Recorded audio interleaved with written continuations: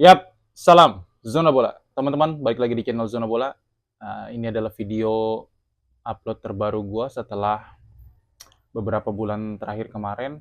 Gua nggak sempet upload video karena ada beberapa hal yang ya secara non teknis lah. Gua nggak ada waktu untuk buat video. Padahal ada beberapa pertandingan yang menurut gua cukup menarik, cukup seru untuk diulas.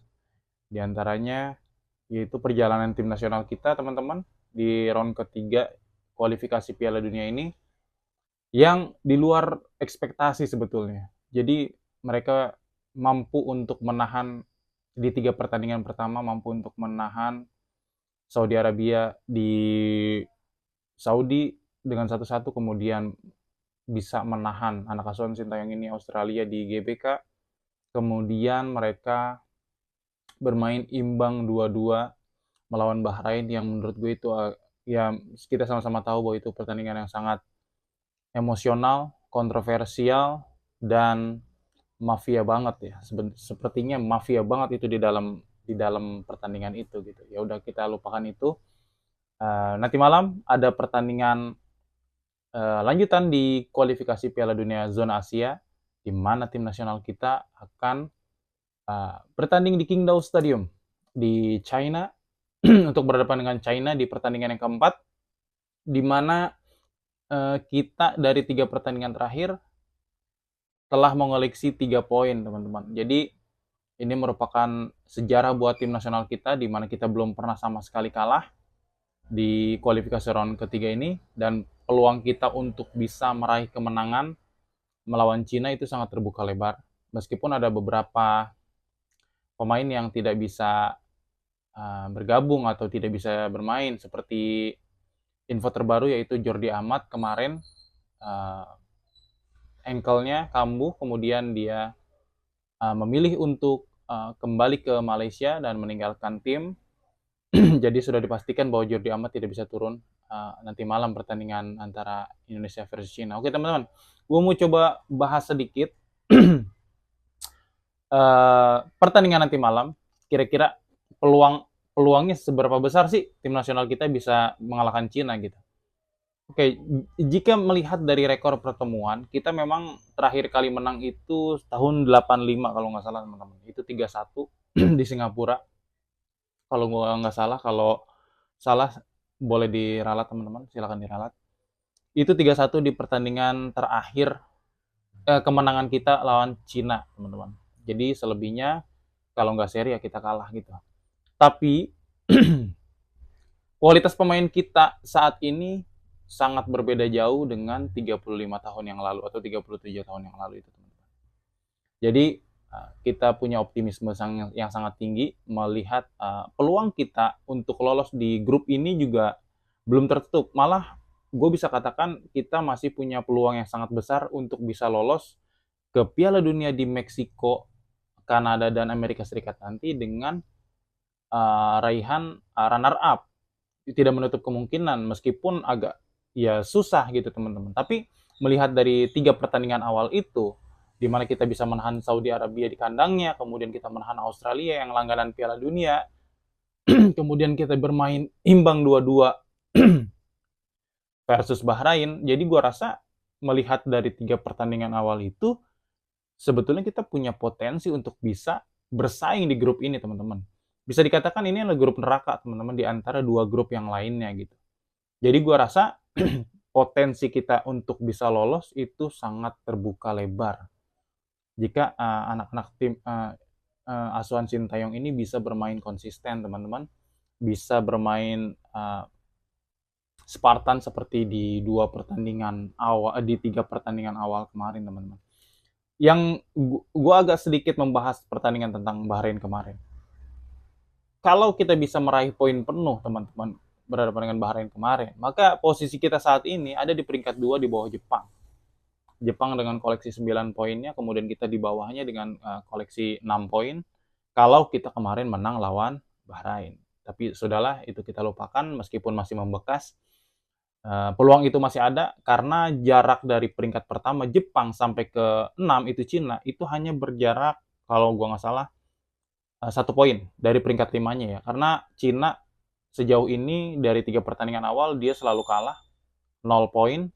Jadi peluang terbesar kita untuk bisa finish di peringkat 3 dan 4 itu sangat besar, teman-teman. Bahkan di runner up pun tadi gue bilang itu sangat memungkinkan kita bisa lolos di runner up, di posisi runner up. Meskipun itu sulit karena kita masih akan berhadapan dengan Saudi Arabia di Gelora Bung Karno dan Australia di Sydney serta Jepang nanti di Jepang.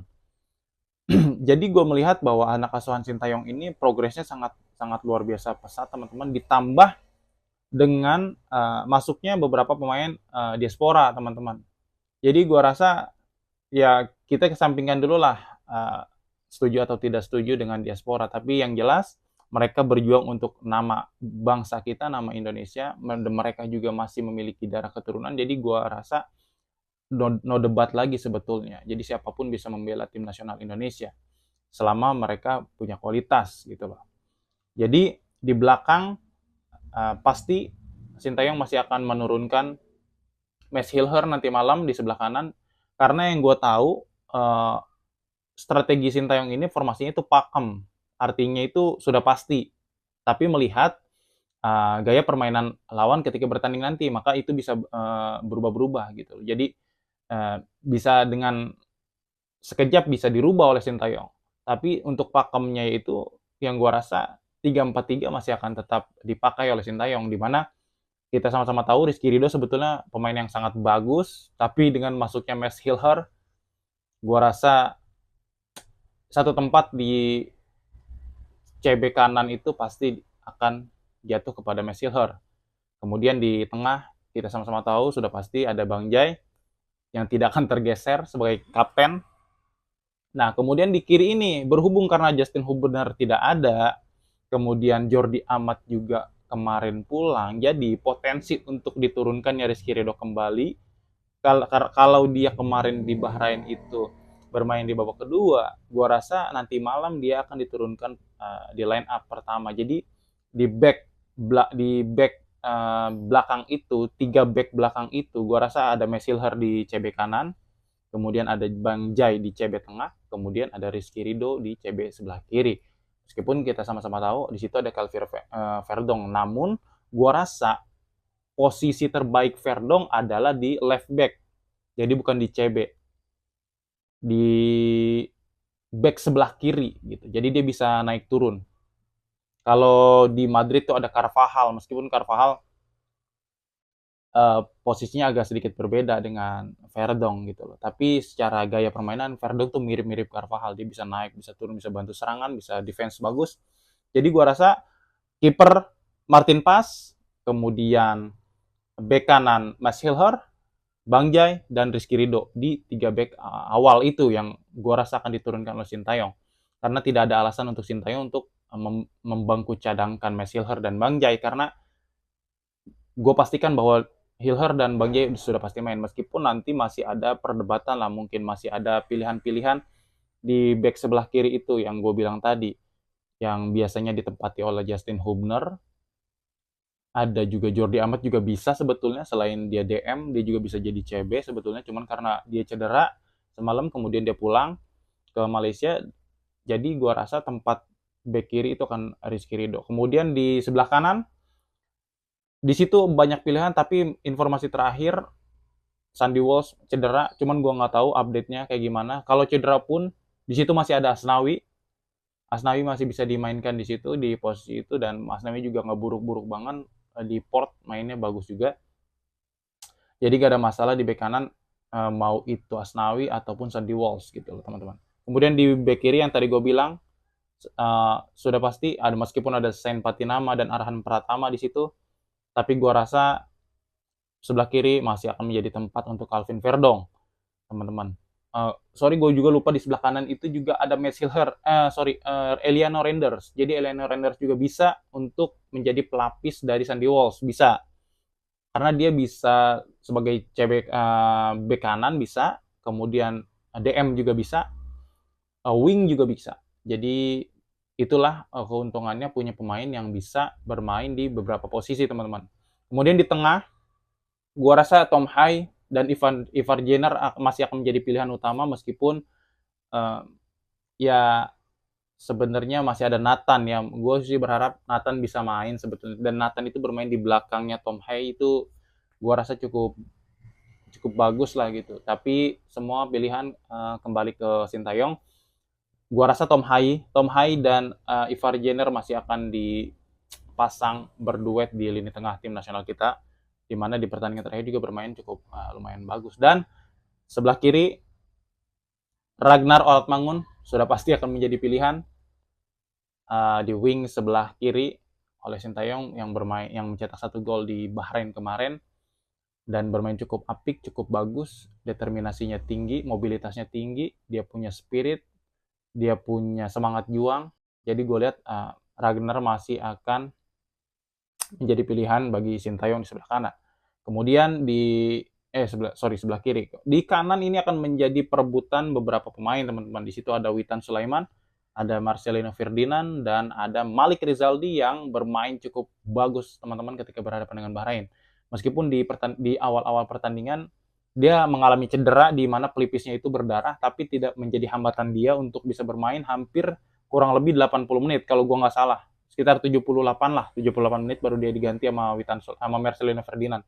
Jadi gue rasa Malik masih bisa punya potensi untuk main awal ataupun bisa juga Witan. Kita sama-sama tahu bahwa Sintayong ini pelatih yang cukup berani untuk memainkan pemain-pemain debutan baru tanpa kita bisa prediksi gitu loh. Jadi tapi kalau untuk pertandingan nanti malam, gua rasa Malik Rizaldi yang secara kualitas nggak buruk-buruk amat dan main bagus juga ketika lawan Bahrain, dia masih diturunkan ketika berhadapan dengan Cina nanti.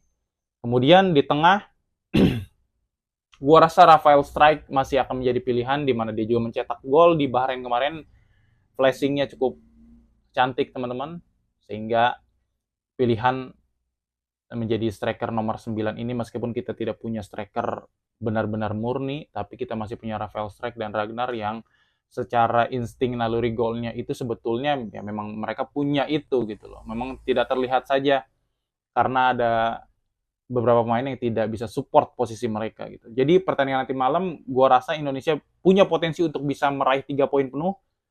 Gua nggak muluk-muluk, yang penting kita menang, mau 1-0, 2-1, 3-1, 3-2, yang penting Indonesia menang. Kalau Indonesia bisa menang nanti malam lawan Cina, teman-teman, di pertandingan di grup ini sangat-sangat ketat, teman-teman. Dan kita berharap Indonesia bisa menang lawan Cina, kemudian Saudi Arabia bisa bermain imbang dengan Bahrain, kemudian Jepang bisa membantai lah atau mengandaskan Australia. At least Jepang udah otomatis lolos Piala Dunia. Jadi di grup ini hanya sedang mencari negara mana yang mampu mendampingi Jepang ke Piala Dunia nanti, teman-teman. Jadi gue rasa cukup itu aja, teman-teman. Nanti gue akan update lagi tentang informasi tentang timnas yang lagi seru-serunya ini. Dan gue nggak bahas Cina, teman-teman, karena gue rasa gue nggak terlalu banyak tahu Cina. Tapi kalau melihat dari 3 pertandingan terakhir ini, gue rasa kita punya potensi untuk menang, teman-teman. Karena di 3 pertandingan terakhir Cina selalu kalah dan marginnya itu di atas 2 gol. Jadi kita sama-sama berdoa mudah-mudahan ini menjadi titik balik negara kita untuk bisa bermain di Piala Dunia. Itu merupakan sejarah, teman-teman. Semoga kita termasuk orang-orang yang bisa menyaksikan timnas kita bermain di Piala Dunia, teman-teman. Oke, itu aja yang teman-teman yang bisa gue sampaikan. Kurang lebihnya gue mohon maaf. Dukung terus channel ini. Dan jangan lupa subscribe. Salam Zona Bola.